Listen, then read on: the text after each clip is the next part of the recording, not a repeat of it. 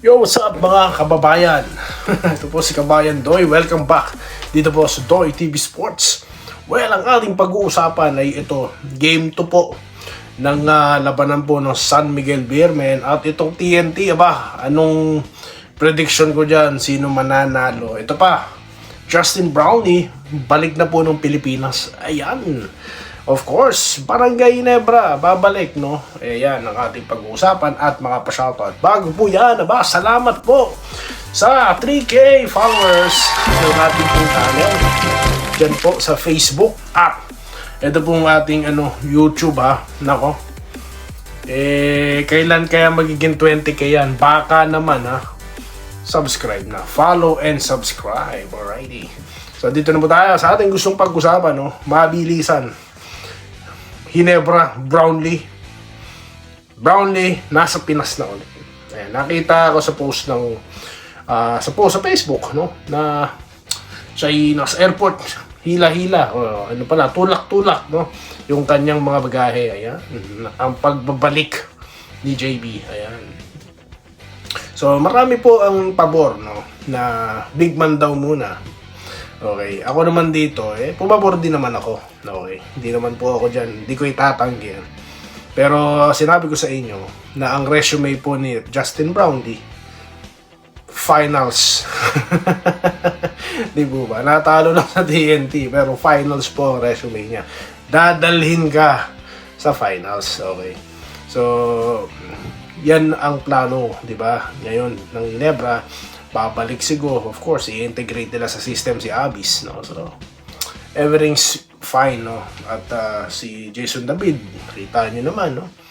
He becoming one of the, talaga, no? Mapagkakatiwalaan player. Torres, no? Mukhang, yan, maganda ang plano sa kanya. Lapat na lapat ang triangle kay Torres, po? So, the future is bright for Barangay. Okay? So, welcome back.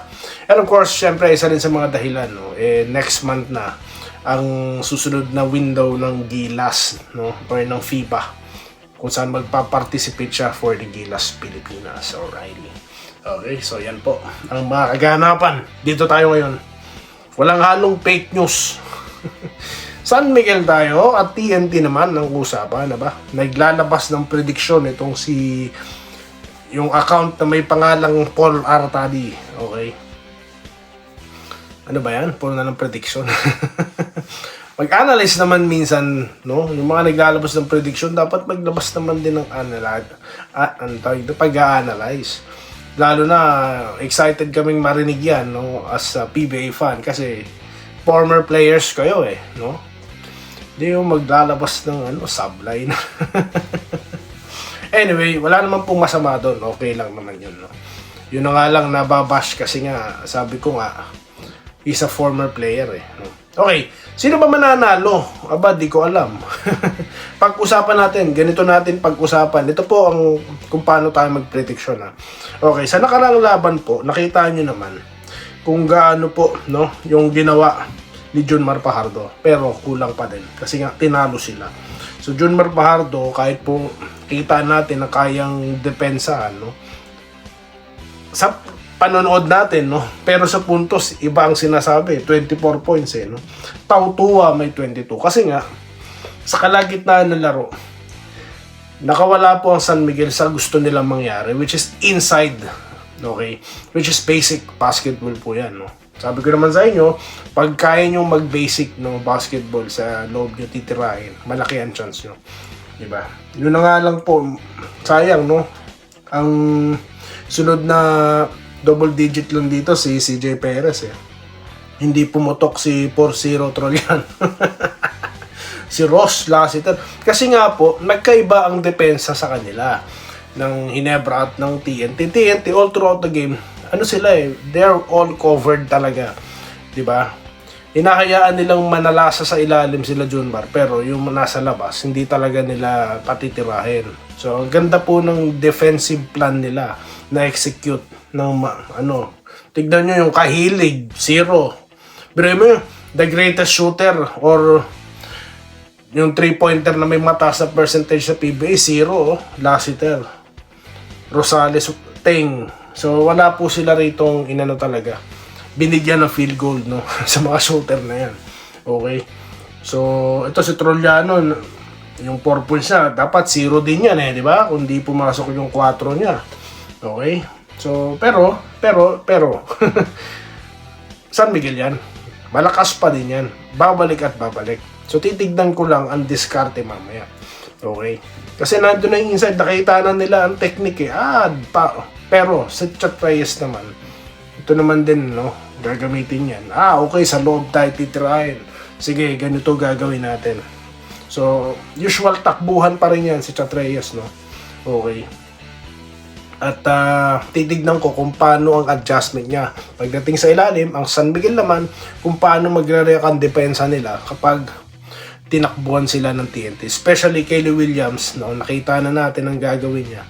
Aatakihin ka, titirahin ka sa labas. Machine gun talaga yan. No? So yan po, kaya ang ganda po na itong finals na to. Alright? So di ako naniniwala na alang sister play, magandang laban. Wala, di ako naniniwala dyan. No? Pag Ginebra San Miguel, punong-puno nga venue O, ibig sabihin, nagagandahan ng mga fans. Ganun po yan. Kung kayo may nalalaman, tungkol sa mga bigayan di umano na yan, magsalita kayo. Di yung mga salita kung saan-saan, diba? Yun lang masasabi ko. Dito na po tayo sa ating mga pa-shoutout, mga bossing, Magpapa-shoutout po si Doy TV, sa mga friends natin sa Facebook, ayan. Sa YouTube naman tayo this time. Okay, marami po nagpa-shoutout, Bumababa ang views, no problem. No problem. Dito tayo kay Sir Wenceslao Hapon. 20k, hindi pa sir. Kailangan pa ng 500 bago tayo mag 20k, Sir Joseph Pineda, watching from work again, nasa biyahe to Manila. Okay, salamat po sir sa patuloy yung panonood. Kahit wala pong game ang Ginebra, nanonood kayo, salamat po. Mabuhay po kayo. Ganun din po si Sir Lawrence Sigureg, Ayan, mga solid po talaga ito. Matindi po ito mga to. Helena Sena, nag-good day. Kamusta Team NSD? Sana masaya sila sa vacation nila. Mabuhay. Maraming salamat po. Mabuhay din po kayo, Maraming salamat po, Okay, kaya po patuloy ako nagko-content dahil alam ko may mga gusto pa pong manood sa atin. Dati nag-announce ako na baka magpahinga, pero nilimit ko na lang muna yung content, Alright? Release na lang yung iba, then ito, diba? Para naman pumapanood pa rin. Okay? Mahirap po kasi, alam niyo yun, baka katambaran. Bigla rin tayo maglaho. Yung isa mukhang babalik daw, pero parang wala na ulit, Anong nangyari dyan, Brad? Ang dami mong pinasayang Sa totoo lang, ang dami niyang pinasaya, nung nag-content ulit, Tapos, wala na naman. Bakit pa? Wala bang Ginebra? Ganun. Hindi lang to tatanong lang ako Kasi concerned po ako sa mga followers niya.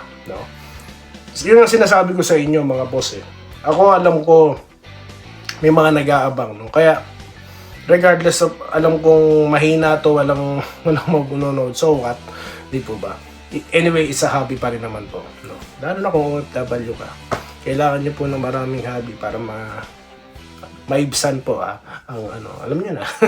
OFW can relate. Dito tayo kay Ronel Langilaw. Shout out, TNT daw po magcha-champion. Wala po ang karamihang fans ng Ginebra. TNT San Miguel. Pasok kayo rito. Pasok.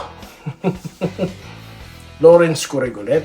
Arman Tarog, ayan, salamat boss. Kayo lang nagsasabi ng totoo about sa ating Ginebra. Kung ano-ano ang balita yung iba kasi nungalingan. Roderick Rodriguez, nandyan. Para raw sa kanya, magpalit o hindi nag-import ng Ginebra si Brown Diamond o sino, solid pa rin daw siya.